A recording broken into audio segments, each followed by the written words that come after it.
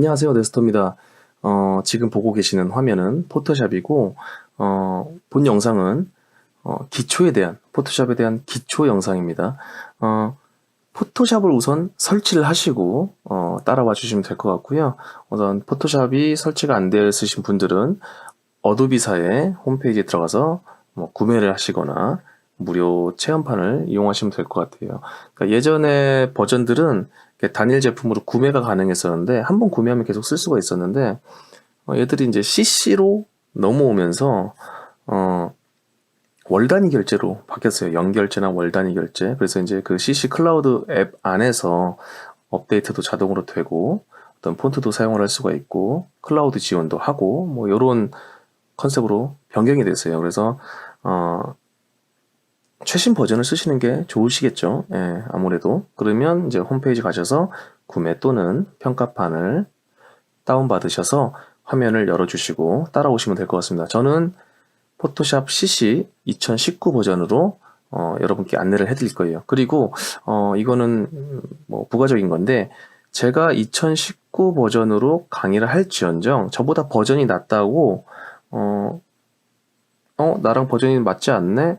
아, 이 영상은 나랑 안 맞아 라고 생각하실 필요가 단 1도 없습니다. 왜냐하면 저는 포토샵을 굉장히 낮은 버전일 때부터 사용을 했어요. 5.0? 그때 5.0일 거예요. 5.0부터 썼는데 포토샵의 본질은 변하지 않았어요. 다만 시간이 지나고 업그레이드가 되면서 좀 편의성에 중점을 둔 기능들이 계속 이렇게 추가가 돼서 지금의 버전이 온 거지, 예전 버전으로도 충분히 지금 만들어내고 있는 어떤 작업물들을 충분히 소화할 수 있다. 그래서, 혹시나, 제가 하고 있는 어떤 그 내용 중에 본인의 버전에는 없는 기능이다. 이거는 버전이 안 맞아서 저 기능은 도대체 어딘지 모르겠다라고 하시는 분들은 댓글로 아니면 또는 제 이메일로 내용을 남겨주시면 제가 빠르게 답변을 드리도록 하겠습니다. 자, 그러면 첫 강의 시작할게요. 네, 이제 이렇게 포토샵을 열면 이렇게 이 까만 화면이 나오실 거예요. 저는 기존에 어떤 작업을 했던 흔적이 남아있기 때문에 이제 이런 화면이 나오는 거고, 아무것도 하지 않으셨던 분들은, 물론 아무것도 없겠죠. 일단 포토샵을 열고 가장 먼저 해야 될 거, 새로운 작업 화면을 만들어야 되겠죠. 그게 지금 가장 우선 해야 될 일인데 그걸 어떻게 하느냐, 이 파일에 new라고 있어요. 모든 프로그램이 그렇듯이 이 new를 눌러주셔야지 작업창이 열립니다. 근데 자세히 보시면 옆에 이렇게 컨트롤 N이라고 써 있어요. 저게 이제 뭐냐면 이게 단축키인데 단축키 활용을 포토샵은 좀 많이 하는 편입니다. 그래서 자주 쓰시거나 내가 꼭 필요한 어떤 키들은 단축키를 반드시 외워두시는 게 좋다라고 좀 말씀을 드리고 싶어요. 저도 이제 주로 단축키를 이용해서 포토샵을 활용하는 편인데 마우스로 일일이 누르는 것보다 단축키 쓰는 게 작업 속도 면에서도 훨씬 빠릅니다. 그리고 자연스럽게 단축키를 쓰게 돼요. 그래서 강제로 이런 단축키를 외우려고 하시면 포토샵을 좀 하시다가 안 하시면 잊어버릴 수도 있어요. 그래서 강제로 외우지 마시고 한번 외워보려고 스스로 노력을 한번 해보세요. 그리고 포토샵은 연습이 굉장히 중요하고 반복적인 좀 학습이 필요해요. 그거에 따라서 내가 이걸로 뭘 할 수 있을까라고 응용력도 어떤 아이디어도 나올 수 있거든요. 그래서 포토샵은 연습이 굉장히 중요하다는 거 미리 좀 말씀을 드릴게요. 우선 이제 기초니까 뉴를 눌러서 한번 열어볼게요.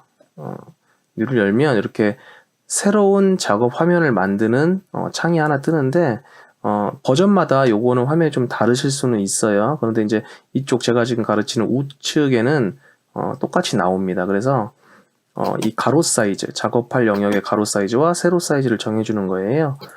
일단 저는 그냥 500에 500 해서 그냥 정사각형의 사이즈 화면을 만들게요. 그리고 이제 이 레졸루션은 작업 해상도인데 보통 웹 작업을 하시는 분들은 72 기본으로 놓고 사용을 하시면 될 것 같고, 단위도 픽셀을 좀 많이 사용하세요. 그리고 인쇄용으로 하시는 분들은 이제 밀리미터 단위를 좀 주로 쓰시고, 레졸루션은 이제 보통 인쇄용이기 때문에 300으로 놓고 쓰세요. 이제 고해상도의 출력물을 뽑기 위해서인데 300 이상으로 하는 거는 뭐 크게 의미 없습니다. 그래서 그냥 일단 오늘은 보여드리는 용이니까 72로 해놓고 여기 언타이틀은 뭐 이제 제목인데 본인이 원하신 걸로 적어주시면 되세요. 뭐 한글로 적으셔도 되고 영문으로 적으셔도 되고 그죠? 예, 그냥 제가 테스트라고 적고 네. 백그라운드는 그냥 하얀색 그대로 둘게요. 다시 당연히 이제 컬러는 RGB 모드로 하고 크리에이트 눌러줄게요. 자, 그럼 이렇게 작업창이 열렸고 우측 화면에 보시면 이렇게 패널이 있죠. 어떤 도구 패널들이 있고 이쪽에도 이제 쓸 수 있는 도구들이 생겼어요. 오늘은 이 도구들에 대해서만 좀 알려드릴 거예요. 이 도구를 가장 많이 쓰셔야 돼요. 그리고 이 도구를 어떤 도구가 어떤 기능을 하는지 알아야지 쓰실 수가 있기 때문에 그래서 제가 처음부터 이거를 알고 쓰는 사람과 그냥 나는 좀 멋있는 거 만들고 싶어. 진짜 막 좀 어떤 고급 기술을 쓰고 싶어 라고 해서 처음부터 무작정 어떤 고급 튜토리얼을 따라 하시는 분하고는 차이가 있습니다. 튜토리얼을 따라해서 만드는 거는 금방 하실 수는 있겠죠. 근데 이제 기초가 쌓여져 있지 않기 때문에 활용도가 좀 떨어져요. 그래서 그냥 기초부터 지루하더라도 알고 가시는 게 굉장히 중요합니다. 일단 지금 제가 영문판을 쓰잖아요. 그래서 한글판을 쓰시는 분들도 계실 텐데 이름만 다르지 실제로 뭐 위치나 쓰는 방법들은 다 똑같습니다. 단축키도 다 동일하고요. 근데 이제 예를 들어서 포토샵을 나는 좀 업무적으로 활용하고 싶다 하시는 분들은 한글판을 좀 저는 비추합니다. 예, 왜냐하면 실제로 실무에서 저도 한글판 쓰는 사람을 보지도 못했을 뿐더러 이 한글이 좀 쓰기가 좀 그래요. 그러니까 예를 들어서 이제 나중에 그 어느 정도 숙달이 되시면 뭐 프리셋이라는 걸 직접 만들기도 하실 거고 또 뭐 다운받아서 쓰시기도 하실 텐데 간혹 어떤 프리셋들은 그 한글판에서는 오류가 나는 경우가 종종 있어요.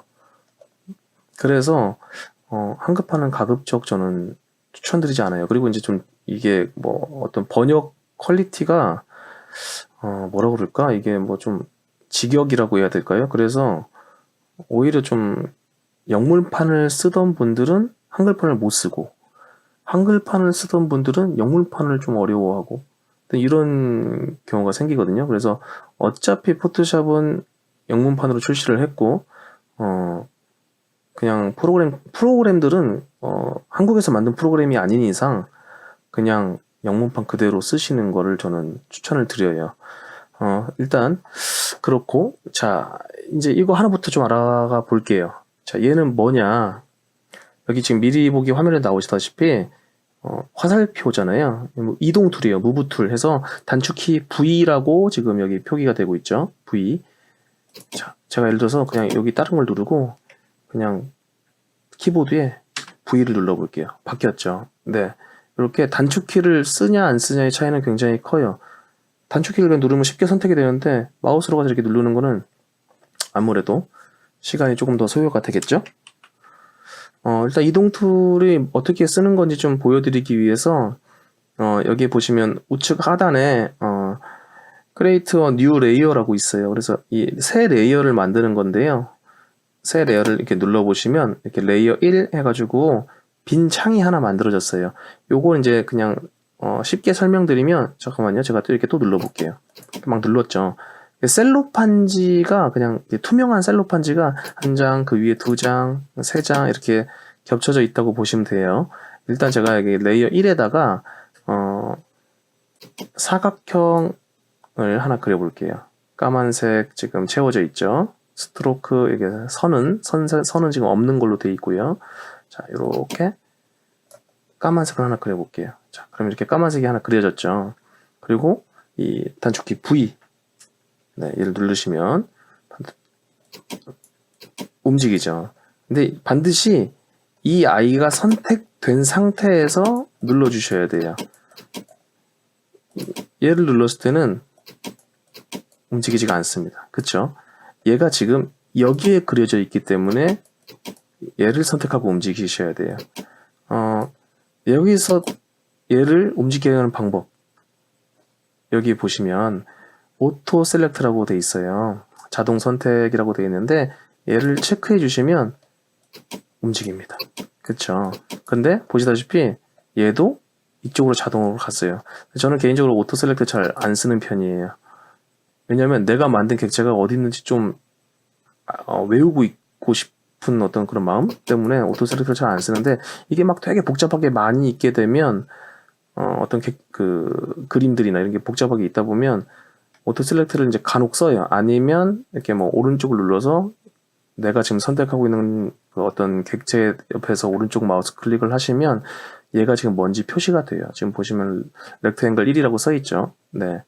요 레이어 이름이 써 있거든요. 네, 이렇게 선택하셔도 됩니다. 자, 이동 툴은 이제 배워봤죠. 자, 그 다음 뭐냐. 이렇게 오랫동안 누르고 있으면 이렇게 나오는데 얘는 이제 마키 툴이라고 그래서 아마 한글에서는 선택 툴로 되어 있지 않을까 싶네요. 자, 단축키는 M이에요. M. 단축키 M이고 얘는 사각형 선택 영역을 만드는 모양이고 얘는 이제 동그라미인데 자, 이렇게 사각형을 선택했을 때 이렇게 하면 지금 이 부분만 선택이 된 거예요. 그래서 얘를 이렇게 지금 이 선택된 영역들을 옮겨 다닐 수도 있고요. 네. 일단 자세한 스킬들은 제가 이제 천천히 알려드릴 테니까 얘가 뭐다라는 것만 오늘은 알아두시면 될 것 같아요.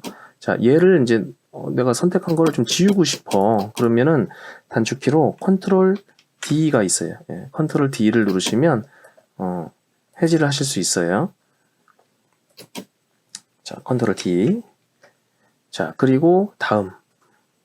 얘는 이제 라쏘 툴이라고 해서 얘도 마찬가지로 누르시면 이렇게 나오는데 얘는 라쏘 툴을 선택하고 이렇게 그냥 제가 원하는 대로 막 그리는 거예요. 그냥 그려서 딱 놔두면 근데 그린 영역만큼 이렇게 선택이 되는 게 라쏘 툴입니다. 단축키 L이라고 표시되어 있죠. 그리고 얘는 뭐냐면 말 그대로 폴리곤이에요. 막 각진 형태의 어떤 선택을 하고 싶을 때는 얘를 쓰시고 그리고 이제 마그네틱 얘는 이렇게 들러붙습니다. 네. 들러붙죠. 예. 들러붙은 형태로 붙는 게 이제 마그네틱 라쏘 툴인데 단축키 L이 이런 역할을 한다라는 걸 알고 계시면 될 것 같아요.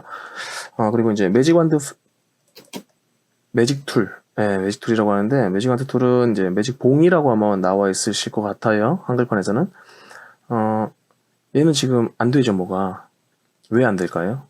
자, 얘가 지금 이 패스 형태를 띠고 있기 때문에 안 되는 거예요. 자, 우선 얘를 여기 레스터라이즈 레이어라고 써있는데 아마 레스터화하기라고 아마 한글에서는 써있지 않을까 싶어요. 얘를 한번 눌러줄게요. 자, 그러면 아까랑 여기 있던 표시가 없어졌죠. 얘를 이제 선택을 이렇게 하면 요 까만색만 선택이 됩니다. 같은 색상을 찾아주는 역할을 한다고 보시면 돼요. 그리고 이 퀵 셀렉션 툴은 지금은 까만색이라서 아마 누르시면 이렇게 선택이 되실 거예요. 영역에 따라서 선택이 되실 텐데 요거는 하여튼 그렇게 선택을 좀 용이하게 편하게 할 때 쓰는 도구다라고 생각하시면 되고 단축키는 W입니다. 네. 그리고 이제 크롭 툴. 크롭 툴은 이제 아마 낮은 버전에서 쓰는 방법과 CC에서 쓰는 방법과 조금 차이가 있어요. CS 때하고 크게 차이는 없지만 하여튼 조금 달라졌어요. 자, 크롭 툴을 보시면 이렇게 제가 만들었던 500에 500으로 처음에 만들었던 그 도큐먼트 크기를 조절할 수 있습니다. 그쵸? 네. 그리고 엔터를 누르시면 이렇게 제가 맞춘 형태의 사이즈대로 변형이 됩니다.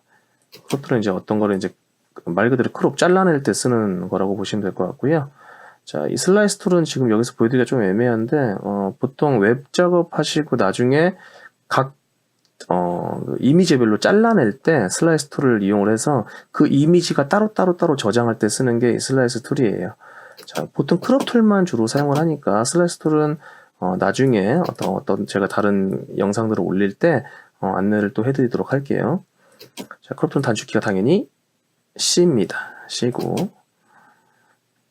그 다음 이제 프레임 툴인데 이게 이제 아마 그 CS에는 없으실 거예요. 지금 이렇게 보시면 어떻게 나오죠? 네. 이 그림은 조그맣게 하나 놔두고 프레임을 하나 프레임 그 안에다가 사진을 넣어 놓으면 처음에 만들었던 그 프레임 안에만 사진이 들어가게 되죠. 이게 이제 좀 편리해졌죠. 원래는 이제 그 마스크라고 그래가지고 보통 이제 이런 식으로 마스크를 넣어서 클리핑 마스크라고 하거든요. 클리핑 마스크 역할을 이제 얘로 아주 간편하게 할 수 있는 거예요. 여기에다가 이 까만색을 넣어볼까요?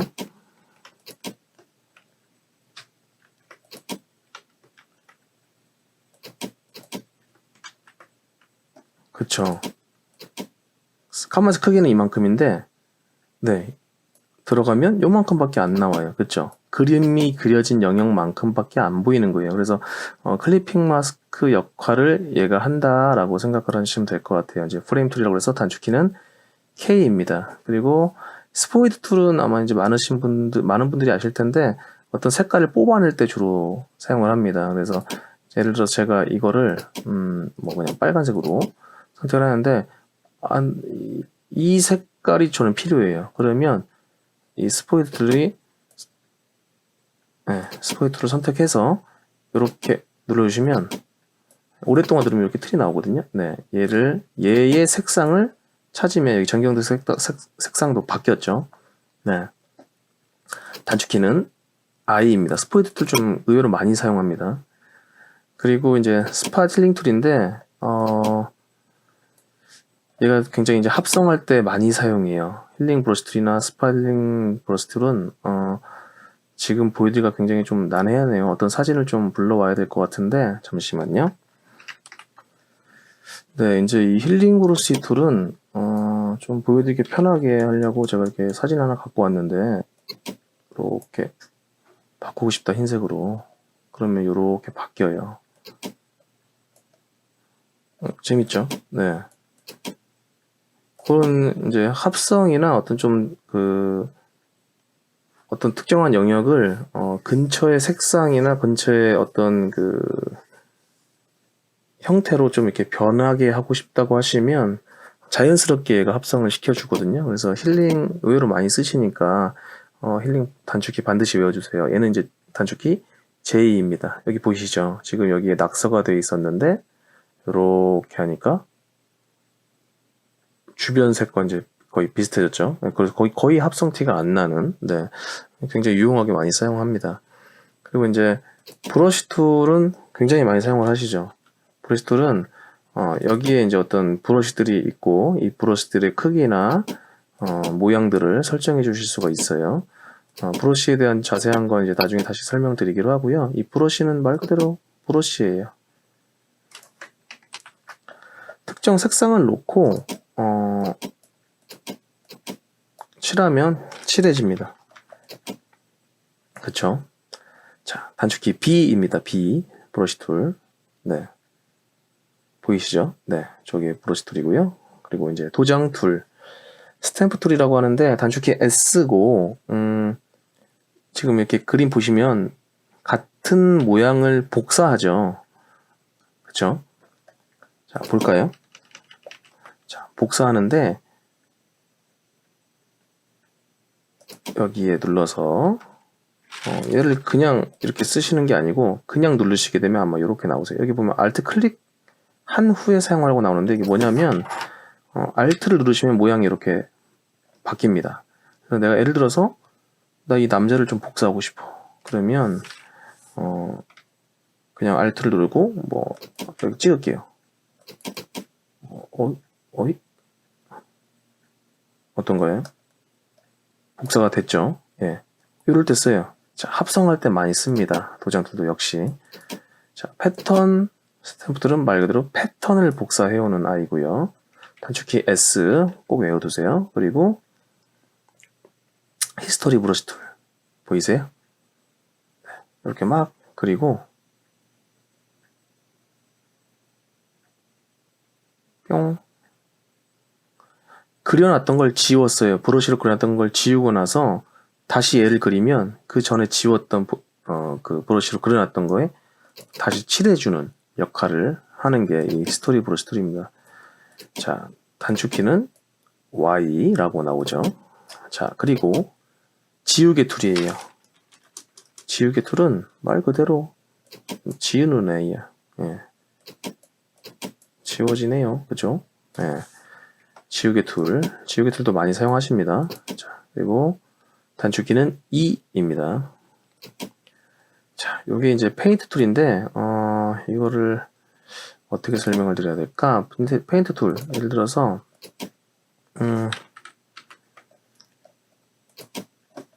제가 이렇게 하나 그려놓고요. 페인트 툴로 여기다 부으면, 네, 여기 전경색이 부어지죠. 네, 요게 페인트 툴입니다. 그리고 여기에 이제 보면 3D 머티리얼도 나중에 이제 3D 쪽에 대한 레이어를 만들어뒀던 그 작업 진행을 할 때 요거 사용 방법 또 안내해 드릴게요. 그리고 이제 얘를 눌러보시면 여기 지금 좀 다른 게 나와있죠. 여기 그 그라디언트라고 해가지고 이렇게 네 점점 색깔이 변하는, 좀 자연스럽게 변하는 요거를, 요것도 많이 쓰죠. 예, 요거 이제 단축키 G 그라디언트를 쓰는 방법은 여기에서 이제 선택해서 쓰시거나 아니면 이제 직접 색상을 바꿔서 쓰시거나 하실 수 있어요. 모양도 편하게 하실 수 있고요. 그라디언트도 많이 사용하십니다. 그리고 이 스무지 툴은 손가락으로 이렇게 보시면 모양이 막 약간 이렇게 밀어내는 듯한 그런 느낌이죠. 여기 살짝 보이시는지 모르겠는데 이렇게 밀어내는 거예요. 지우는 게 아닙니다. 색상을 이렇게, 이렇게 밀어내는 거예요. 어떤 느낌인지 아시겠나요? 네. 이거 어디에 많이 쓸까요? 그렇죠. 그 얼굴 이렇게 좀 턱 깎고, 그럴 때 좀 많이 씁니다. 네. 그리고 이제 이 블러 툴은 말 그대로 블러예요. 이게 좀 흐릿하게, 자체가 지금 흐릿하고 티가 안 날 텐데, 흐릿하게 해주는 게 블러고, 샤프는 좀 반짝반짝거리게 좀 선명하게 해주는 게 샤프 툴입니다. 스펀지 툴은 말 그대로 이제 조금 번져요. 색상이 조금 번지는 느낌을 준다고 보시면 되고, 번은 좀 더 진하게 태운다는 느낌. 타치 툴은 좀 밝게 하는 느낌. 자, 단축키 외워야 되겠죠? 여기 보면 단축키 O라고 있습니다. 타치 툴 단축키 O는 꼭 외워주세요. 그리고 자, 궁극의 펜 툴입니다. 제일 많이 씁니다. 펜 툴을 잘 쓰시는 분들이 포토샵이든 일러스트든 좀 잘 쓰세요. 펜 툴이 되게 쉬워 보이는데 의외로 처음에는 마우스로 이렇게 막 이렇게 이용하시기가 불편하실 수 있어요. 처음 하시는 분들은. 이 펜툴에 익숙해지셔야 돼요. 그래서 단축키 P 굉장히 많이 쓰는 단축키입니다. 그래서 단축키 P를 반드시 외워두시는 걸 추천드릴게요. 그리고 타입 툴도 많이 쓰죠. 단축키 T입니다. 자, 타입 툴 말 그대로 글씨 쓰는 거예요. 네. 색상은 여기서 변경해 주시고 정렬도 이걸로 변경해 주시고 이거는 이제 글씨 크기 변경하실 수가 있고요. 여기서 폰트를 변경하실 수가 있습니다. 그리고 이제 이 그 패스를 선택하는 이제 선택 툴인데 얘하고는 조금 또 느낌이 달라요. 단축키 A고요. 이렇게 선택하면 제가 아까 그 펜툴로 그려놨던 요 그 선들을 패스라고 해요. 이렇게 패스를 선택할 수가 있고, 그리고 이렇게 눌러보시면 여기 이제 다이렉트 셀렉션 소리라고 있는데 요거는 아까랑 또 다릅니다. 이렇게 선택하면 얘만 선택되죠. 그렇죠? 예, 그렇죠. 네, 두 개를 잡으면 이 두 개만 선택이 되고, 네, 역할이 조금 다르다라고 보시면 될 것 같아요. 그리고 이제 쉐입 툴인데, 얘도 이제 이 사각형을 아까 제가 이렇게 그려서 만들어낸 사각형과 요걸로 그려서 만들어낸 사각형과는 차이가 있어요. 자, 무슨 차이일까요?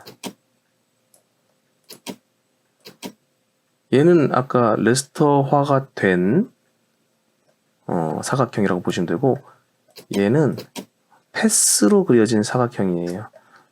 여기에 보시면 패스라는 탭이 보이시는데 눌러보시면 보이시죠? 얘가 이 아이입니다.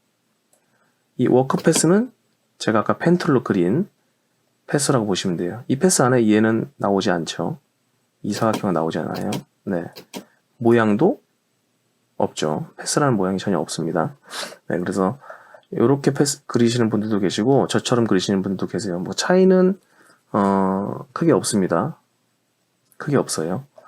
자, 그리고 마찬가지로 모양을 여러 가지를 만들 수가 있어요. 이렇게 타원이나 그 둥근 사각형을 만드실 때 쓰는 거고, 이 이클립스 툴이 이제 원형을 그릴 때 씁니다. 아까 말씀드렸다시피 Alt랑 Shift를 같이 누르면 이렇게 정원을 그리실 수 있어요. 네, 동그란 빨간 원은 안 그리도록 하겠습니다. 자, 폴리곤은 다각형을 그리실 수 있는 거고, 라인은 말 그대로 선을 그리는 거예요. 단축키 U 외워두세요. 그리고 커스텀 쉐입 의외로 많이 쓰죠. 커스텀 쉐입 툴은 여기에 이제 쉐입들이 있는데, 예를 들어서 하트를 이렇게 그리시면 하트가 그려집니다. 얘도 당연히 패스입니다. 자, 그 다음에 저는 포토샵에서 제일 많이 쓰는 툴은 바로 이 핸드 툴이라고 생각을 합니다. 단축키 H인데 H를 누른 기억이 저는 거의 없습니다. 자, 스페이스를 누르시게 되면, 자, 어떤 다른 도구들을 선택을 해놓고 스페이스를 누르시면 바뀌죠. 커서가 손 모양으로 바뀝니다. 지금은 이제 화면이 이렇게 모니터 화면에 한 화면에 들어오기 때문에 손을 움직일 일이 없는데, 예를 들어서 이제 디테일하게 이렇게 막 확대를 해서 보고 싶다 할 때는 손 모양을 굉장히 많이 씁니다. 제일 많이 쓰는 툴이라는 거 꼭 기억해 두세요. 자, 그리고 제가 지금 방금 확대 축소했던 게 바로 이제 돋보기 툴입니다. Z인데 Z 이렇게 놓고 이렇게 확대를 해도 되지만, 그 Alt 누르면 이렇게 마이너스가 되는데, 요거는 얘도 마찬가지로 그냥 컨트롤 플러스 컨트롤 마이너스를 많이 사용한다는 거 알아두셨으면 좋겠어요. 자, 그 다음에 여기 점 3개, 얘는 뭐냐면 에디터 툴바에서 내가 여기서 필요하지 않은 툴바나 필요한 툴바들을 내 마음대로 다시 바꾸실 수 있으세요. 이게 기본이고, 내가 자주 쓰는 것과 자주 쓰지 않는 것들을 여기다가 변경해서 사용하실 수 있는 건데, 저는 이거 잘 안 씁니다. 뭐 자주 쓰시는 분들도 계시겠죠. 그러니까 이 포토샵은 자기가 원하는 방향대로 어떤 레이어나 이 도구나 이 패널들을 다 조정하실 수 있으세요. 그리고 언제든지 초기화 시킬 수 있으시니까 그냥 막 해보셔도 됩니다. 그리고 요거는 이제 까만색과 흰색 기본색으로 바꿔주는, 이를 누르면 이렇게 기본색으로 바꿔준다. 전경색과 배경색이 바뀌었죠. 색상은 이렇게 막 변경하실 수도 있고요. 네, 바뀔 수 있습니다. 마찬가지로 배경색도 바뀔 수 있어요. 그리고 얘가 이제 그 마스크 툴인데, 얘는 지금은 굳이 아실 필요 없습니다. 제가 요거 작업할 때 이게 무슨 기능을 하는지 보여드릴 거예요. 이 퀵 마스크 모드라고 그래가지고 이 마스크 모드를 간간히 사용을 합니다. 그리고 마지막으로 여기 보시면 체인지 스크린 모드라고 나와요. 단축키 F인데 이게 어떻게 되는 건지 한번 보여드릴게요. F를 누르면 지금 뭐가 없어졌죠? 다 없어졌죠? 다시 돌아왔죠? 네. 이런 기능이에요. 넓게 보고 다시 원래대로 돌아오고. 그리고 이제 저는 포토샵을 할 때 단축키를 외우려고 이렇게 패널과 도구를 다 없애고 한동안 작업을 했었어요. 내가 기억이 좀 안 나네, 뭐지 진짜 도저히 기억이 안 나네 할 때만 이렇게 꺼내서 뭔지, 얘가 단축키 뭐였지? 라고 이렇게 살펴보고 다시 이 화면에 돌아와서 작업을 하고 했었습니다. 이렇게 해놓고 작업이 다 가능하세요. 근데 굳이 저처럼 이렇게 빡세게 하실 필요 없고 일단 꺼내놓고 하나씩 해보시면 될 것 같아요. 그리고 이제 여기 레이어에 보시면 뭐 되게 많아요. 뭐 채널도 있고 패스도 있고 레이어 탭도 있고 여기 뭐 FX라고 써 있는 것도 있고 그 옆에 이제 여기 마스크 모양이 또 있죠. 그리고 이 어저스트먼트 레이어라고 해가지고 어떤 이제 색상이나 레벨 뭐 이런 것들을 조정할 때 쓰는 어저스트먼트 레이어도 있고 얘들을 합쳐서 그룹화 시킬 수 있는 이런 그룹 버튼도 있고요. 이건 아까 설명드린 새 레이어 만드는 거고 얘를 눌러서 이렇게 Shift 눌러서 다 선택하시고 이렇게 휴지통에다가 갖다 버릴 수도 있고요. 그쵸? 오늘은 일단 여기까지 해볼 거예요. 지금 제가 기본적으로 쓸 수 있는 단축키, 이 왼쪽 도구에 있는 단축키들만 설명을 드렸어요. 그리고 이 도구들이 무슨 역할을 하는지 그냥 간략하게 알려드렸는데 이제 제가 어떤 작업물들이나 어떤 예제들을 보여드리면서 이제 익히시면 돼요. 그리고 익히시게 될 겁니다. 그래서 만약에 사용하시다가 어려운 게 있거나 나 이거 도저히 모르겠어, 궁금해 하는 것들은 언제든지 동영상의 댓글과 아니면 또는 제 이메일로 질문해 주시면 제가 친절하게 답변을 해드리도록 하겠습니다. 길게 오늘 좀 강의를 한 것 같은데 지루하셨을 수도 있어요. 왜냐하면 지루한 게 정상이에요. 되게 재미없는 강의거든요. 뭘 만든 것도 아니고 뭘 그려낸 것도 아니고. 그런데 기능에 대해서는 알아야 되겠고, 그러면 원론적으로 설명을 드릴 수밖에 없어요. 이건 어쩔 수가 없습니다. 근데 책 보고 혼자 공부하는 것도 괜찮지만 영상을 보면서 어떤 누군가가 막 떠드는 얘기를 들어서 이해하는 것도 나쁘지 않아요. 다 뭐 사람마다 개개인마다 차이가 있겠지만 그리고 혹시나 제가 이제 놓치는 부분들도 있을 거예요. 그래서 안 된다고 하면 언제든지 질문 주시고, 또 오늘 강의를 뭐 강의라고 할 건 없었지만 들어주셔서 감사하고 또 다른 영상으로 찾아뵐게요. 다음에 이제 또 다른 어떤 재밌는, 이제 슬슬 재밌어지는 예제들 가지고 찾아뵙도록 하겠습니다. 자, 끝까지 들어주셔서 감사합니다. 네스트였습니다. 다음에 또 뵙겠습니다.